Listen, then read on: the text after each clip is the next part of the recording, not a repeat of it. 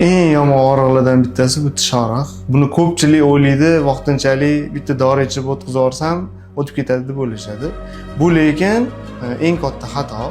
Chunki bu tishni keyingi kasalligiga olib keladi. Misol uchun karies tushdi deylik, mana bitta tishga karies tushdi. Vaqtida davolatmasangiz bu keyingi kasallikka o'tadi, nervi zararlanishiga. Tish nervi zararlangandan keyin uni ham dori ichib o'tkazib yuborishadi. U keyin uje yiringlashga olib keladi. Uje bu yiringga ham e'tibor berishmaydi.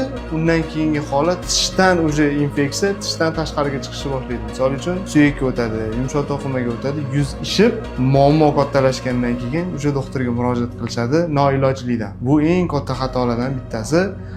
Buni shunaqa holatlarni ko'rganmiz, даже komaga tushib, o'lim holatlarini ham ko'rganmiz bitta tish orqasidan. Kichkina karies paytida davolatib qo'ysangiz, ham pulingizni tejagan bo'lasiz, ham o'zingizni sog'lig'ingizga yaxshi e'tibor bergan bo'lasiz. Shuning uchun vaqtida davolatishni maslahat beramiz.